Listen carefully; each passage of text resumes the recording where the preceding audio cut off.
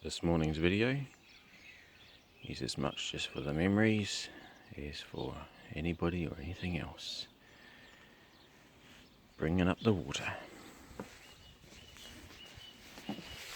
This is our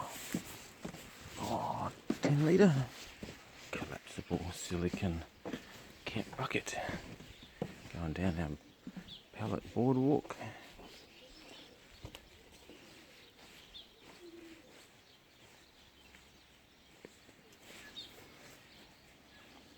This is a 225 second hand rainwater tank.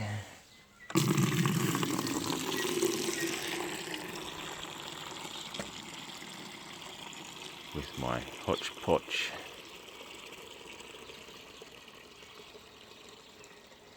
water collection system, recycled materials coming off the carport,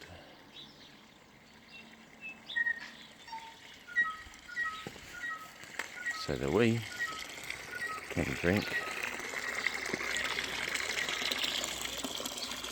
pure rainwater that we put through our Berkey filter. All you need is a good carbon filter and you've got perfectly fine water. No worries about chlorine or fluoride. There we go.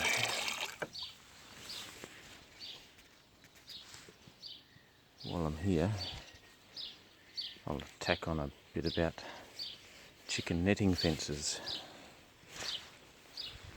So this one here, I believe this one, our black and yellow fence, I think it's 10 metres long. That's my shorter one. At the moment I just use it to expand their space.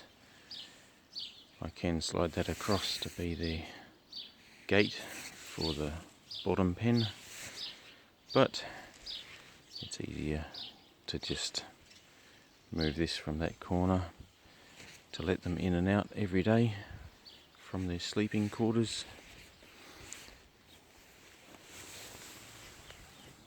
That there, folks, is turkey tail mushroom growing off a log. It used to be a fresh log. I hauled it up from off the street down the road. One moment while I get this out. There we go. Tricky to do this with one hand. Go slow on the slow farm. Alright.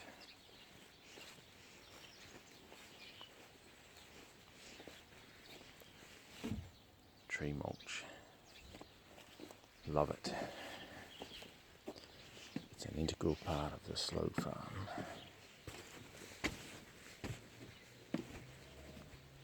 Again, the pallet boardwalk.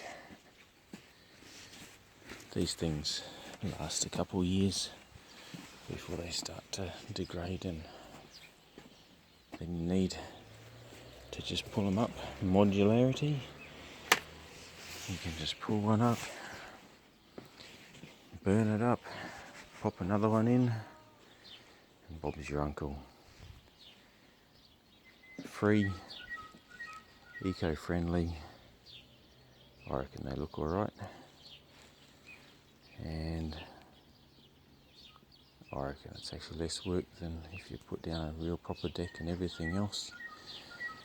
But not to worry. Now, what was I doing? This is our second chicken netting fence. We've used this one a little more creatively. So we've got a bit of a hodgepodge fence here. I did have ideas of trying to make this a bit better, but our feed house and the system is just, this is where it is at the moment, and it will probably never develop further.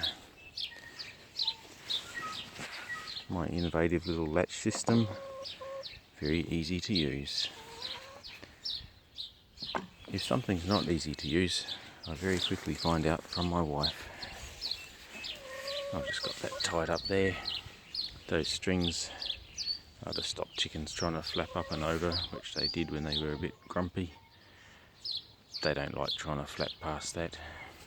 Not the prettiest thing, but it works and it's cheap.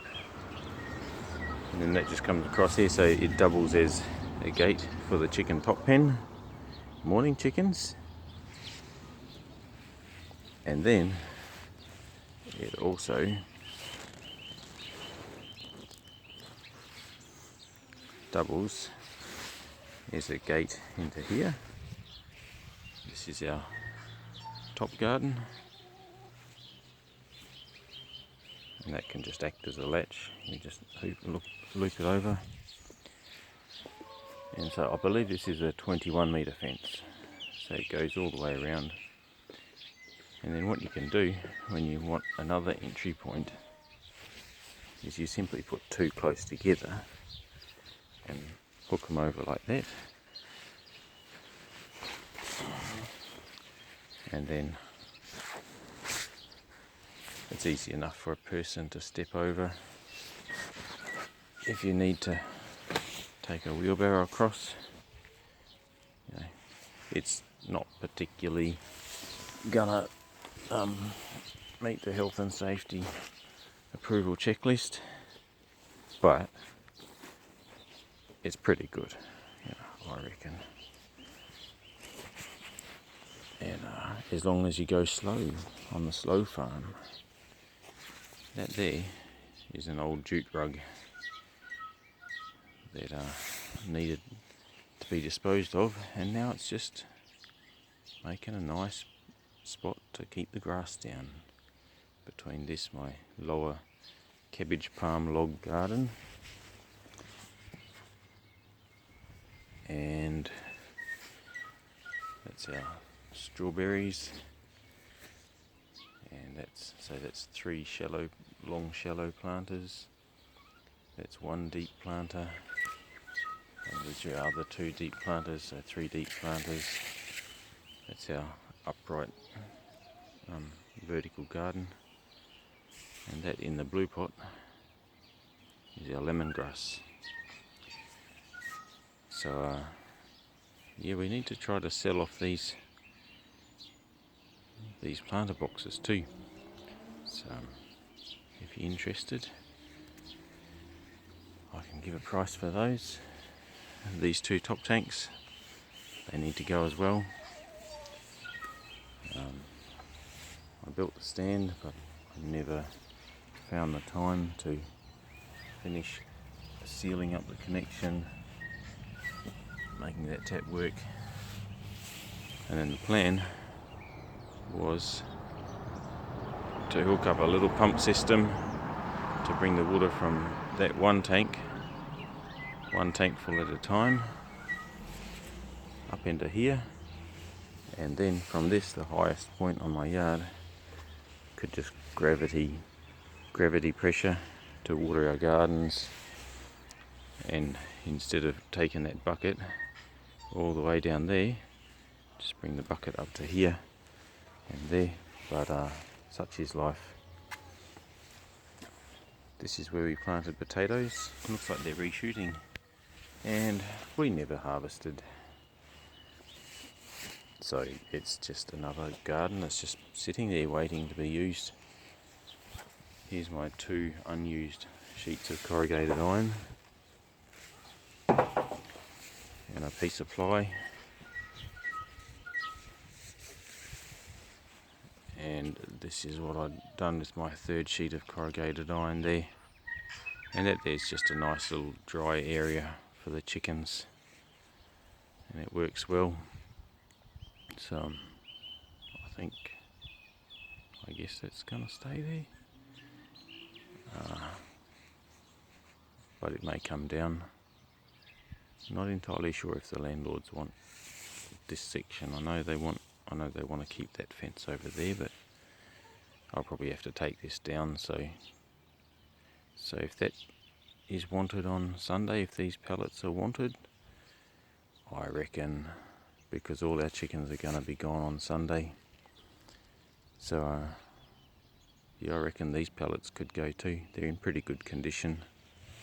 The ones here, they'd be much more deteriorated, but these ones would be in pretty good nick for chickens. So here we go, little chickens. A lot of you guys. Some of you going to our neighbour. The rest of you are going off to Ben. Alright, let's finish this up. This was gonna be a something, but it never turned into an anything. These bags here are full of agapanthus, which I cleared maybe a year and a half ago. Used to be a big agapanthus patch there, and I just dug into it with my Fiskars mattock and chucked it all in. Well, actually, initially I made a great big pile up there, covered it with black plastic and the corrugated iron and some bricks to hold it down. Let that break down for, I don't know, maybe a year or something. And it really reduced in height, was probably 90% decomposed. But agapanthus is tough stuff.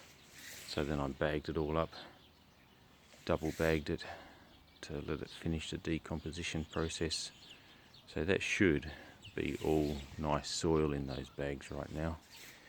But I haven't opened it to check and see. So not sure what I'll do with all that. Okay, so I'm going to take this water inside, put it in the top of our Berkey, and that'll be our drinking water for the next day. Okie dokie, go slow, the slow farmer.